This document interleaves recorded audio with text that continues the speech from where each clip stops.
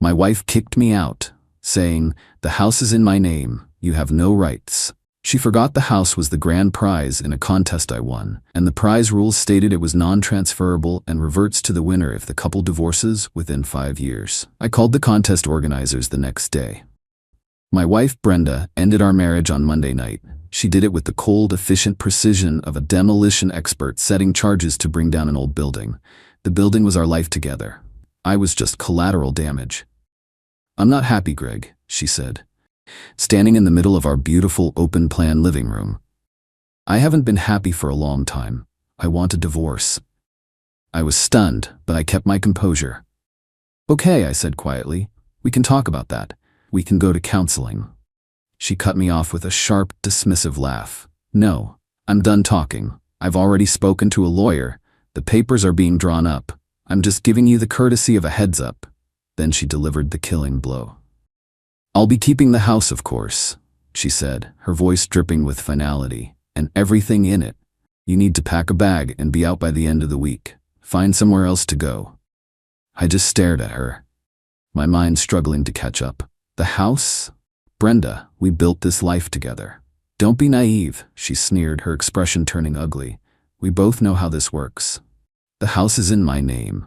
The deed, the title, all of it. Legally, it's my property. You have no rights here. You're a guest whose stay has just been terminated." And in that moment, as she stood there smug and triumphant, basking in the glory of her perceived victory, I felt a strange sense of calm. It was the quiet, focused calm of a man who holds a winning hand but knows it's not yet the right time to play it. She was right about one thing. The house was technically in her name, and that was the foundation of her entire plan. But she had forgotten one small, crucial detail about that foundation. A detail buried in a thick stack of paperwork in a fireproof safe in my home office. 4 years ago, I was a nobody. I was a freelance writer, barely scraping by. But I had a passion for sustainable design and architecture. A major national corporation, Viridian Homes, launched a massive Home of the Future contest. The grand prize was a brand new, fully furnished, state-of-the-art sustainable home worth over $1 million. To enter, you had to submit a 5,000-word essay on what home meant to you in the 21st century. I poured my heart and soul into that essay. I wrote for weeks, researching, drafting, and refining. Brenda was supportive back then, in the way one supports a child's lemonade stand. She thought it was a cute, hopeless little project. 6 months later, against all odds, I won. My essay was chosen out of tens of thousands of entries. It was the single greatest moment of my life. We were flown out for a televised ceremony.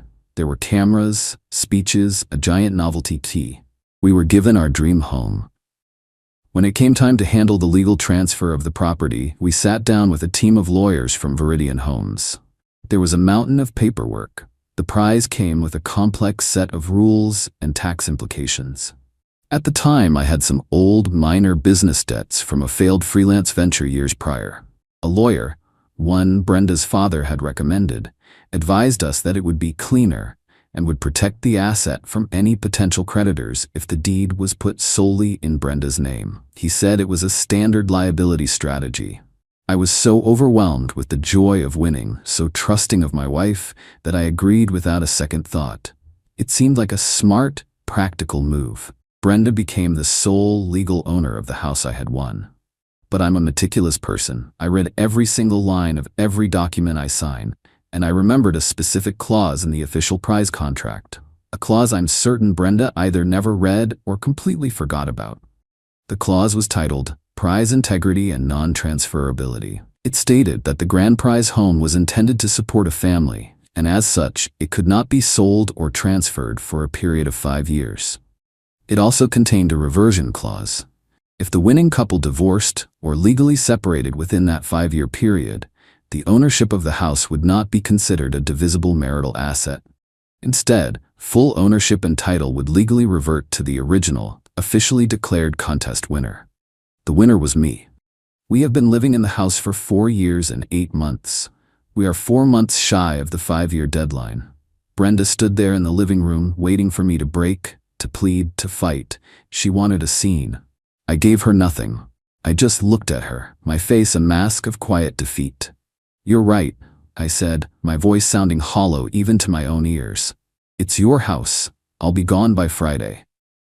The look of triumphant relief on her face was something I will never forget. She had won.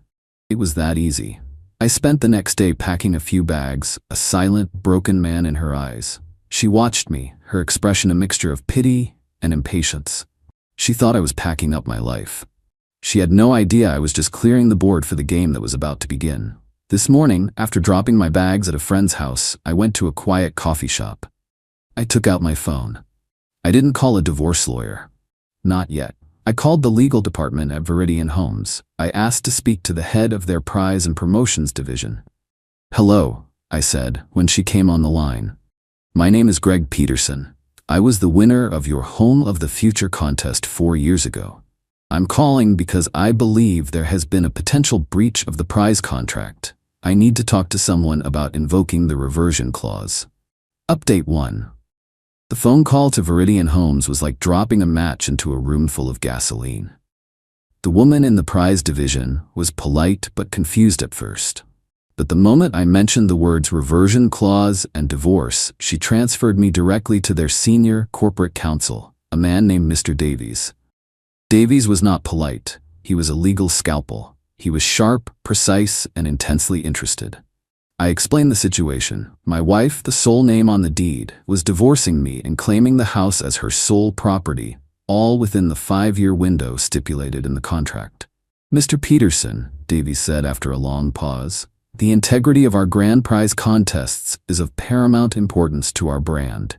We invest millions in these promotions. The clauses you're referring to are in place specifically to prevent this exact scenario, what we call prize fraud. We cannot have our Home of the Future winner's family be torn apart and the prize immediately liquidated or transferred in a divorce. It's a public relations nightmare. He asked me to email him a copy of my original winner's contract, which I did immediately from my laptop. He confirmed he had it and told me his team would be reviewing it. Do not engage with your wife or any lawyer she hires, he advised. Let us make the first move. You are the official winner. We will protect our interests and, by extension, yours. I felt a weight lift off my shoulders. I wasn't alone in this fight anymore. I had the full legal might of a multi-billion-dollar corporation on my side. True to her word, I was served with divorce papers last Friday. They were delivered to my friend's house. The papers were exactly as arrogant and predatory as I expected. They listed the house as Brenda's sole and separate property. They demanded I sign a quitclaim deed, formally relinquishing any possible claim I might have. They also demanded significant spousal support, citing the lifestyle to which she had become accustomed while living in the prize home. I didn't even read the whole thing. I just scanned it, laughed, and forwarded a PDF copy to Mr. Davies at Viridian Homes. The response was not long in coming. Yesterday, a courier arrived at my former home. He delivered a thick, intimidating legal envelope addressed to Brenda Miller. I know this because my old next-door neighbor, a friendly guy named Dave, texted me a picture of it sitting on the porch. Looks like someone's not happy with your wife, his text read. Later that evening, my phone rang. It was Brenda. She wasn't screaming. She was crying, a sound of pure, panicked disbelief. What did you do, Greg? She sobbed. I just got a letter from Viridian Homes, from their lawyers. They're saying the house isn't mine. They're talking about a reversion clause. What is that? I kept my voice calm and neutral. It's in the prize contract, Brenda, I said. The one we both signed. It says that if we divorce within 5 years, ownership of the house reverts to me, the contest winner. It's not a marital asset. It's a conditional prize, and you just broke the condition. No, that can't be right, she cried. My lawyer said the deed is all that matters. He said the house is mine. Then your lawyer didn't do his due diligence, I replied. He didn't read the prize contract that established the title in the first place. Viridian Homes' legal team seems to disagree with his assessment, and frankly, I think their lawyers are probably a little better than the guy you hired. She started to get hysterical. This is your fault. You're trying to ruin me. You're trying to make me homeless. No, Brenda, I said, my voice turning cold. I'm not doing anything. I'm just following the rules of a contest that I won. You're the one who decided to end our marriage 4 months before the prize became unconditional. You were so eager to get rid of me that you couldn't wait just a little bit longer. Your greed and your impatience are what's ruining you. You should have read the fine print." I hung up the phone. Her entire plan, her entire future was built on the assumption that she owned that house. She was now discovering that she was just a tenant on a lease that was about to expire. The foundation of her new life had just turned to dust. Update 2. The past month has been a brutal educational experience for Brenda. She discovered the vast difference between a small-town divorce lawyer and the legal department of a Fortune 500 company. It's like bringing a knife to a gunfight, only the other guy has a fleet of predator drones. Brenda's lawyer, a man who clearly thought this was a simple, open-and-shut divorce, was completely out of his depth. He sent a blustering letter back to Viridian Homes, arguing that the reversion clause was unconscionable and unenforceable against a legal deed holder. The response from Viridian's legal team was, I'm told, a thing of beauty. They didn't just reply, they buried him. They sent back a 50-page legal brief that cited dozens of precedents related to contract law, conditional prizes, and corporate promotions. They made it clear that the prize was not a gift. It was a contractually obligated award subject to the terms agreed upon by the winner. My signature on that contract was the primary legal event. The deed in Brenda's name was a secondary conditional transfer, entirely subject to the rules of the primary contract. They concluded the letter by stating that if Brenda did not immediately withdraw her claim to the house as a marital asset, Viridian Homes would not only intervene in the divorce proceedings on my behalf, but they would also consider filing a separate civil suit against her for attempted fraudulent conversion of a corporate asset. Brenda's lawyer folded immediately. He called my lawyer, I had to hire one eventually, just to handle the divorce paperwork, and told him that they were officially withdrawing any and all claims to the house. Defeated on the legal front, Brenda resorted to a campaign of emotional warfare. She tried to turn our friends and family against me. She told everyone a sob story about how her cruel, vindictive husband was using a legal loophole to steal her home and leave her with nothing. It didn't work. The problem for Brenda is that everyone knew I won that house. Our friends had been there when I was writing the essay. They had celebrated with me when I won. They knew the house was the product of my work, my passion.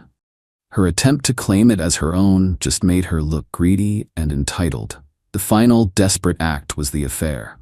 I had suspected it for months, but I had no proof. It turned out I didn't need to find it. It came to me. I had to go back to the house last week with a neutral third-party escort to retrieve the rest of my personal belongings. Brenda was there, her face a mask of sullen resentment. As I was packing up my office, I found a shoebox tucked away in the back of the closet.